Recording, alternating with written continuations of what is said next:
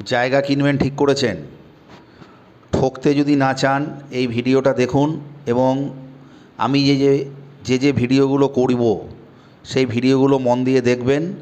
জমি কেনার সময়, বাড়ি কেনার সময় আপনারা ঠকবেন না।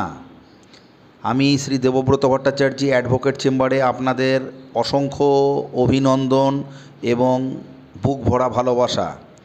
জমি যখনই কিনবেন জমির এলআর পর্চা ভালো করে দেখে নেবেন। এলআর পর্চা অর্থাৎ নতুন দাগ ভালো করে দেখে নেবেন এবং যাকে দিয়ে জায়গা মাপাবেন তিনি যেন যে মৌজায় জায়গা কিনছেন সেই মৌজা সিট নিয়ে যে জায়গা আপনি কিনছেন তার এলআর দাগ এবং আরএস দাগ ধরেই আপনার জায়গা মাপ হয়। আরএস দাগ ধরে যেন উনি জায়গাটা মেপে আপনি যে পরিমাণ জায়গা নিচ্ছেন সেই জায়গাটা যেন ডিমার্কেশন করে দেয়।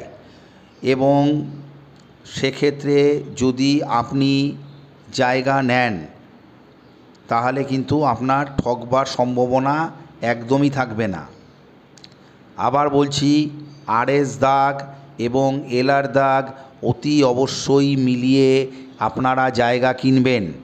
আরএস দাগের সাথে যদি এলআর দাগের মিল থাকে কিংবা এলআর দাগের সঙ্গে যদি আরএস দাগের আপনাদের মিল থাকে তাহলে আপনাদের জায়গা কিনতে কোনো অসুবিধা হবে না এবং জায়গা কিনলে আপনাদের কষ্টার্জিত যে টাকা আপনারা এতদিন ধরে রোজগার করেছেন সেই টাকা কিন্তু জলে যাবে না।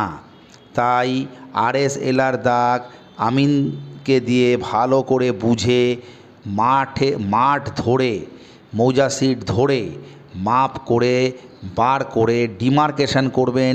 জায়গাটা আপনি ধরুন মনে করুন 5 কাঠা জায়গা কিনছেন, তার যে চৌহদ্দিতে ডিমার্কেশন করবেন, চারদিকে 4টে পিলার পুঁতে দেবেন কিংবা ক্ষমতা থাকলে ছোট্ট করে বাউন্ডারি দিয়ে দেবেন এবং অতি অবশ্যই দেখে নেবেন যে জায়গাটা আপনি কিনছেন সেই জায়গাটা আপনার জায়গার সামনে রাস্তা ঠিক আছে কি না।